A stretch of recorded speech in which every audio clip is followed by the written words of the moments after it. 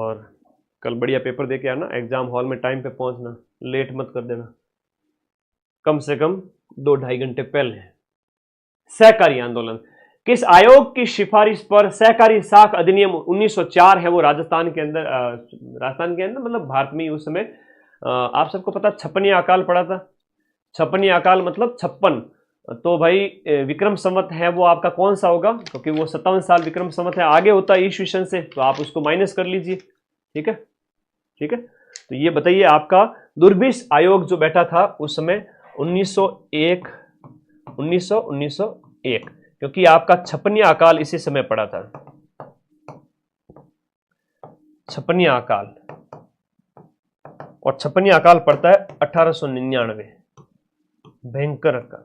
19 विक्रम संवत 1956 था ये, विक्रम संवत 1956, ईस्वी सन कौन सा, 1899। ये प्रश्न भी आता है। तो उस समय बहुत भयंकर अकाल, ऐसे अकाल की मतलब पूछो कभी बडेरों से, पता चलेगा, है ना। तरह तरह के अकाल होते हैं, जब खाने की कमी हो जाए, चारे की कमी हो जाए, उसके नाम के बेस पे। तो वैद्यनाथन आयोग ये भी अकाल से संबंधित है। वैद्यनाथन आयोग की हम बात करें, सॉरी ये आपके सहकारी बैंक, जो आपके सहकारी बैंक, और शिवरमन आयोग है वो नाबार्ड के लिए, ये नाबार्ड के लिए स्थापित किया जाता है 1979 में। इसी की सिफारिश पर नाबार्ड स्थापना की गई थी 1982 में मुंबई के अंदर। और वैद्यनाथन आयोग की बात करें तो वैद्यनाथन आयोग के अंदर लिखना कि ये सहकारी बैंकों के लिए,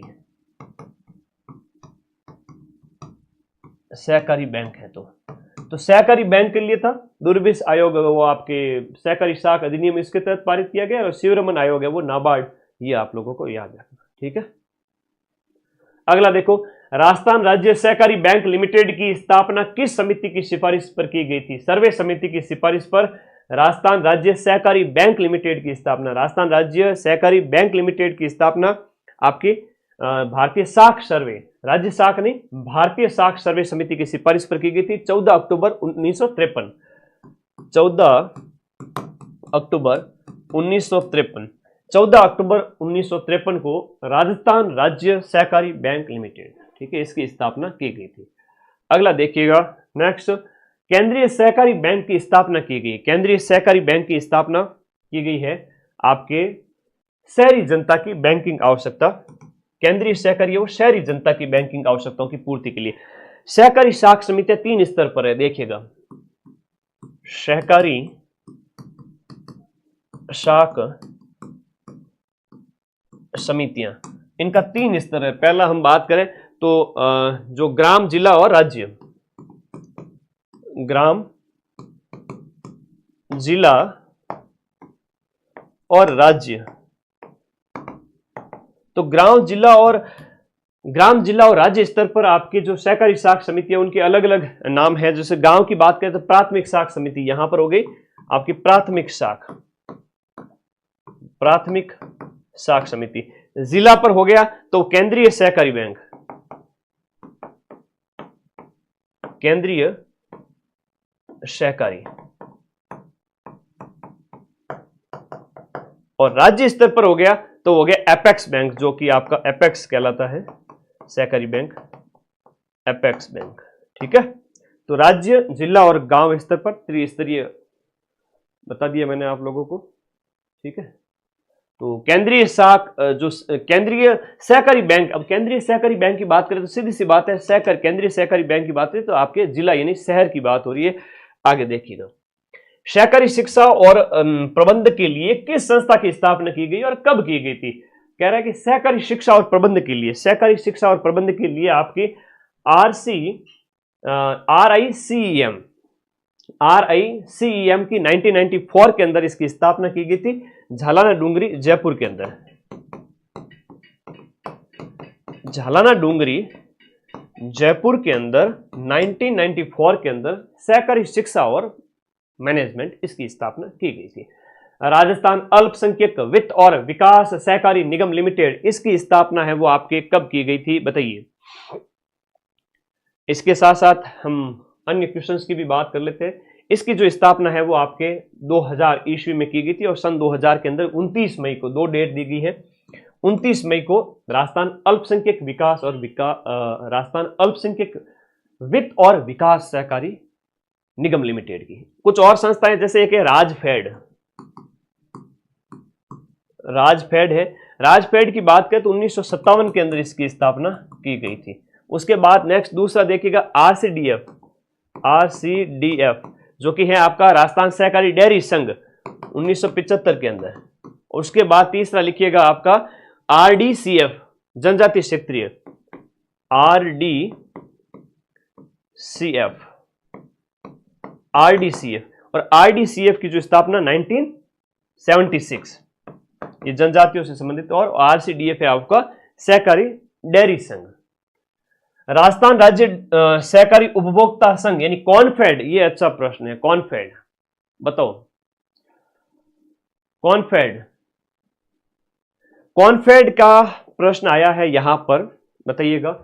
कॉनफेड जिसका पूरा नाम है राजस्थान राज्य सहकारी उपभोक्ता संघ, इसका काम कौन सा नहीं है? अब इसकी स्थापना कब हुई वो भी बता दो।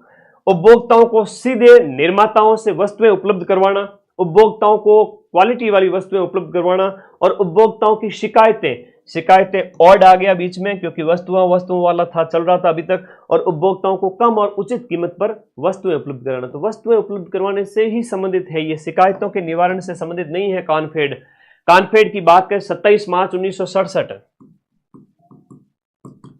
27 मार्च 1967 इसकी स्थापना की जाती है जयपुर के अंदर। कॉनफेड की स्थापना आपके जयपुर के अंदर की गई थी, याद रखिए, ठीक है। और कॉनफेड क्यों स्थापित किया गया? कॉनफेड की स्थापना ही आपके सहकारी आंदोलन को मजबूत करने के उद्देश्य से कॉनफेड की स्थापना की गई थी 1967 के अंदर। आगे देखिएगा, राजस्थान में पहली बार सहकारी समिति विधेयक कब पारित किया गया था? पहली बार जो विधेयक है 1953 के अंदर पारित किया गया था, याद रखिएगा। अगला कारण, कौन सा सहकारी अधिगम का लाभ नहीं है? देखो, सहकारी सब मिलकर आगे बढ़े, साथ साथ आगे बढ़े, जो एक सहयोग की भावना होती है सहकारिता के अंदर, एक दूसरे की हेल्प की बात होती है ना। तो सहकारिता के अंतर्गत आपका एक ऑपोजिट ऑप्शन निकल करके आएगा यहां पर कि धारणा में वृद्धि, अधिक सामाजिक प्रोत्साहन, निम्न आर्थिक प्रोत्साहन। निम्न आर्थिक नहीं होता, इसमें ज्यादा ही फायदा होता है, सब मिलकर काम करेंगे तो एक तरह से। और आत्मसम्मान में वृद्धि, ये तो हो गई होगा। आर्थिक स्थिति और सामाजिक स्थिति में सुधार, सामाजिक और आर्थिक स्थिति में कूल रहना सीखो, है ना। आदमी 99% लोग कूल नहीं रहते। MS धोनी से सीखो भाई, MSD से सीखो, कूल रहो, कैसा भी सिचुएशन हो कूल रहो, जो होगा देखा जाएगा। कूल, दिमाग का आपा नहीं खोना एग्जाम हॉल के अंदर। वर्तमान में लागू राजस्थान सहकारी अधिनियम, ये कब अस्तित्व में आया था? ये जो अधिनियम है वो आपका कौन से साल में अस्तित्व में आया था? 14 नवंबर 2002। 14 नवंबर 2002 को राजस्थान सहकारी अधिनियम जो वर्तमान में लागू है और वो अस्तित्व में आया था। और ये अधिनियम कब का है? ये अधिनियम कब का है? 2001 का अधिनियम, 2001 का एक्ट है और इस एक्ट को लागू किया गया 14 नवंबर 2002 को। राजस्थान, देखो 100 क्वेश्चन हो चुके हैं तुम्हारे, ठीक है। अब बस थोड़ा सा लौटा रही, जो 100 क्वेश्चन और हैं। राजस्थान सरस सुरक्षा कवच बीमा योजना के तहत बीमक को कितनी राशि प्रदान की जाती है? देखो, जो व्यक्तिगत दुर्घटना के अंदर 5 लाख रुपए का बीमा इसके अंतर्गत है। जो भी आपके इसके अंतर्गत जो डेयरी वाले जो शामिल होते हैं उन व्यक्तियों को 5 लाख रुपए का व्यक्तिगत दुर्घटना पर बीमा है। कृषि उपज रहन ऋण योजना, कृषि उपज रहन ऋण योजना जो है कब शुरू की जाती है? 1 जनवरी 2020 से 1 जून 2020 आपका देखिएगा।